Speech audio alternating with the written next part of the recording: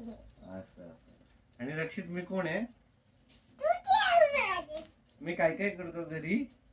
तू भांडी घासतो, कपडे धुतो आणि जेवण बनवतो, काजू टाकतो येलो वाला. कशामध्ये टाकतो काजू? शिलामध्ये. आणि तो कोणाला देतो? आणि मला. आणि मी कोण आहे? तू जेवण. आणि आई कोण आहे? आई पण जेवण माणूस आहे. आई काय काय करते? आई पण जेवण माणूसच आहे. आई काय काम करते घरी? लुटून. लोटून घेते आणि आणि झोपते. अरे झोपते.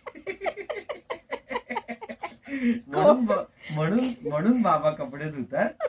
हो हो हो कपडे धुतात आणि काय करतात?